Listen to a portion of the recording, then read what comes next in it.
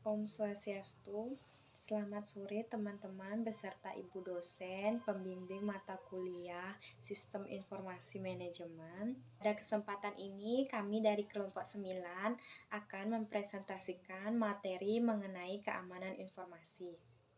Sebelum memulai presentasi sore ini, izinkan kami terlebih dahulu memperkenalkan diri. Mulai dari saya, perkenalkan nama saya Losista Mardadiani dengan NIM 190110087. Perkenalkan, nama saya Niputu Elda Nopritayani dengan NIM 190111082. Perkenalkan, nama saya Nike Tutri Udiani dengan NIM 190111092. Baik, langsung saja kita masuk ke materi. Di sini saya akan menjelaskan tentang definisi keamanan informasi. Keamanan informasi atau informasi security digunakan untuk mendeskripsikan perlindungan baik peralatan komputer dan non-komputer, fasilitas, data, dan informasi dari pihak-pihak yang tidak ada. Keamanan informasi adalah perlindungan terhadap segala jenis sumber daya informasi dari penyalahgunaan pihak yang tidak berwenang pengelolaannya. Keamanan informasi adalah sekumpulan metodologi, praktek, ataupun proses yang dirancang dan diterapkan untuk melindungi informasi atau data pribadi dari akses, penggunaan, penyalahgunaan, gangguan, atau modifikasi yang tidak sah. Keamanan informasi terbentuk secara alami karena sifat sistem informasi yang umumnya hanya dapat memberikan hak pengelolaannya kepada pihak-pihak tertentu. Sifat dari perlindungan dalam keamanan informasi adalah perlindungan menyeluruh yang meliputi sistem informasi dan peralatan teknologi informasi. Sedangkan sifat dari informasi yang diamankan adalah informasi yang tidak berbentuk fisik. Keamanan secara umum dapat diartikan sebagai kualitas atau keadaan menjadi aman, bebas dari bahaya. Contoh keamanan informasi sebagai berikut. Yang pertama ada keamanan fisik, yang kedua ada personal security, yang ketiga ada operation security, yang keempat ada communication security, dan yang kelima ada network security. Keamanan informasi adalah menjaga informasi dari ancaman yang mungkin terjadi dalam upaya mendukung bisnis, mengurangi resiko, dan mempercepat atau memaksimalkan pengambilan keputusan investasi serta peluang bisnis. Tingkat keamanan pada informasi juga pada tingkat sensitivitas informasi dalam database informasi yang tidak terlalu sensitif, sistem keamanannya tidak terlalu ketat untuk informasi yang sangat sensitif.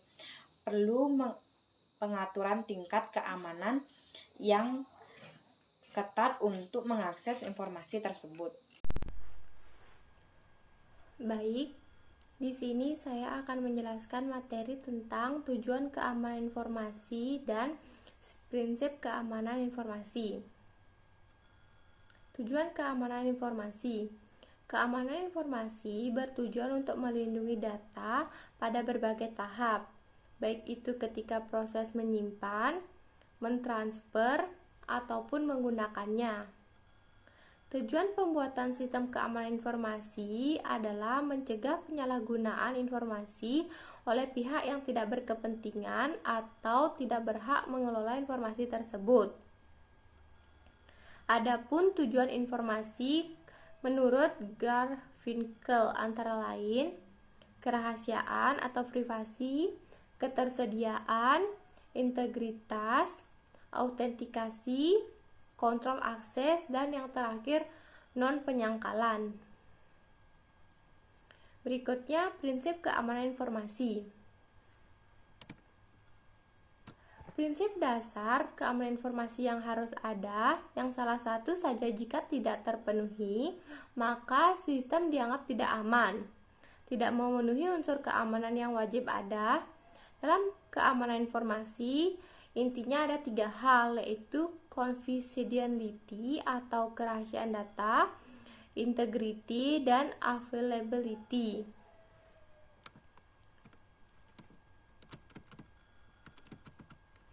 confidentiality atau kerahasiaan data, prinsip ini mensyaratkan data dapat terjaga kerahasiaannya, yakni informasi atau data dapat diakses hanya oleh pihak yang berhak.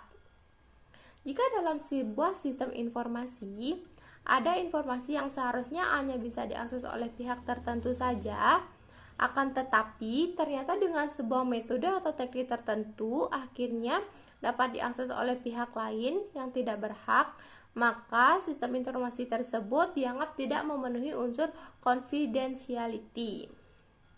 Misalkan saja, database rekam medis pada sebuah rumah sakit. Pada asalnya, informasi di dalamnya merupakan rahasia, hanya diketahui oleh pihak-pihak yang berhak saja, misalkan dokter dan pasien yang bersangkutan. Namun, jika dengan sebuah teknik atau metode tertentu, database rekam medis tersebut kemudian bocor, sehingga orang yang awalnya tidak mengetahui rekam medis si A, kemudian menjadi tahu, maka hal yang seperti ini berarti sistem informasi yang dibangun tidak memenuhi unsur confidentiality atau kerahasiaan. Yang kedua ada integrity atau keutuhan data. Prinsip ini mengisyaratkan data dapat dijamin keutuhan datanya, yakni informasi atau data hanya dapat diubah oleh pihak yang berhak. Jika dalam sebuah sistem informasi ada informasi yang seharusnya hanya bisa diubah oleh si A, akan tetapi dapat diubah oleh pihak-pihak lain, maka sistem informasi tersebut dianggap tidak memenuhi unsur integrity. Misalkan saja, database akademik yang menyimpan nilai-nilai mata kuliah di sebuah kampus.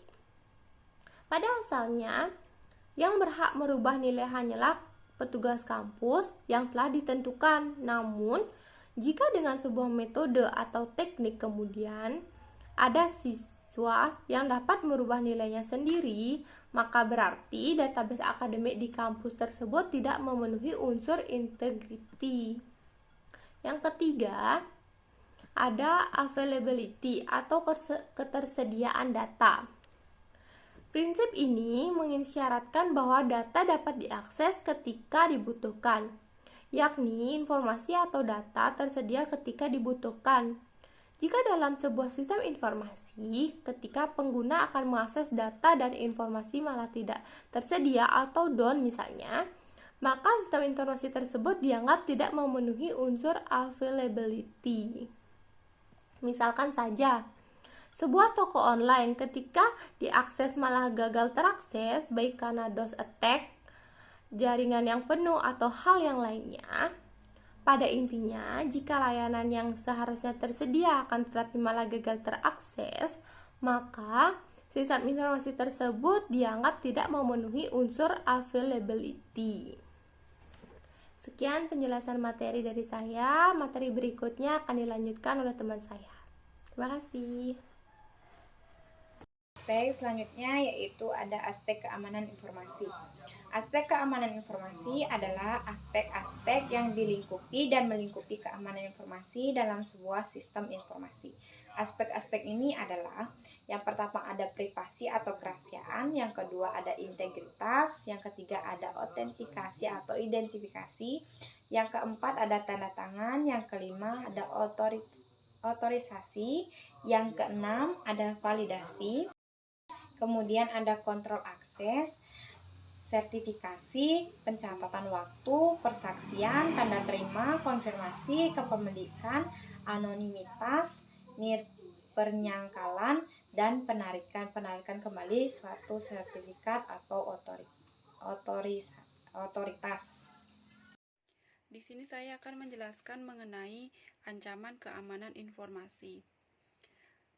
Setiap hal yang dapat memberikan kondisi berbahaya terhadap sumber daya informasi disebut dengan ancaman keamanan informasi. Bentuk ancaman ini dapat berupa orang, organisasi, mekanisme maupun suatu peristiwa. Ancaman keamanan informasi dapat terjadi secara disengaja maupun tidak disengaja. Penyebab timbulnya ancaman keamanan informasi dapat berasal dari sisi internal maupun sisi eksternal.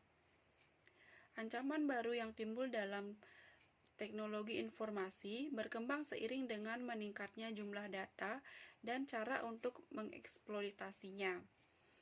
Ancaman ini dapat diatasi dengan menggunakan peralatan dengan teknologi informasi yang canggih. Pada teknologi dan komunikasi internet, perusahaan atau organisasi juga dapat mempekerjakan pekerja yang ahli dalam bidang keamanan sistem informasi agar informasi penting dapat diamankan dari ancaman peretas.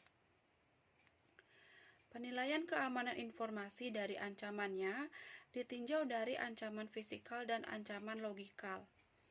Ancaman fisikal merupakan ancaman yang mengancam personil, perangkat keras, fasilitas dokumentasi, dan persediaan informasi. Sedangkan ancaman logikal merupakan ancaman terhadap data, informasi, dan perangkat lunak. Keamanan informasi dikatakan telah memberikan keadaan aman jika aset informasi dapat terhindar dari kerugian akibat ancaman informasi dalam jangka waktu dengan batasan kondisi tertentu yang dapat diterima. Selanjutnya yaitu resiko keamanan informasi. Resiko adalah bahaya, akibat, atau konsekuensi yang dapat terjadi akibat sebuah proses yang sedang berlangsung atau kejadian yang akan datang. Resiko keamanan informasi merupakan berbagai kemungkinan yang dapat disebabkan oleh ancaman informasi selama melakukan pelanggaran keamanan informasi. Timbulnya resiko keamanan informasi merupakan akibat dari tindakan yang dilakukan tanpa pemberian hak pengelolaan. Terdapat beberapa jenis resiko keamanan informasi, yaitu pengungkapan, penggunaan, penghancuran, penolakan layanan, dan perubahan informasi tanpa pemberian hak pengelolaan.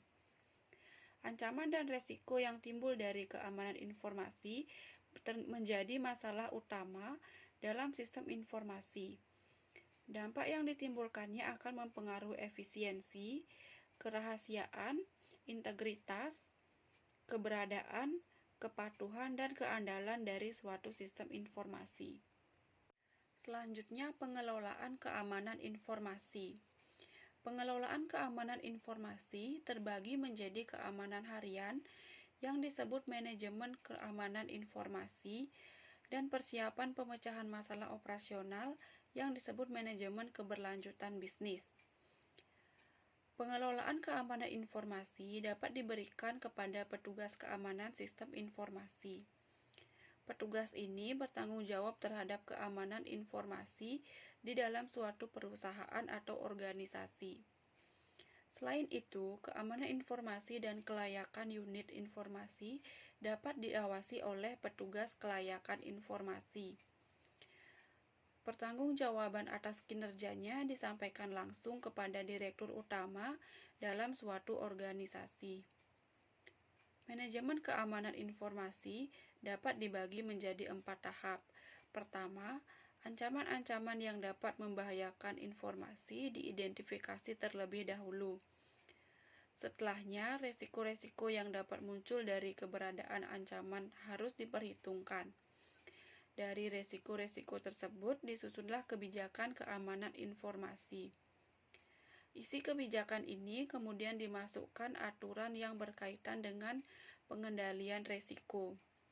Manajemen keamanan informasi dapat dikerjakan dengan terarah dengan adanya kebijakan keamanan informasi. Sekian dari saya, selanjutnya akan dilanjutkan oleh teman saya. Baik, sekian presentasi dari kelompok kami. Apabila ada kesalahan kata, kami mohon maaf dan kami tutup dengan Parama Santi. Om Santi Santi Santi Om.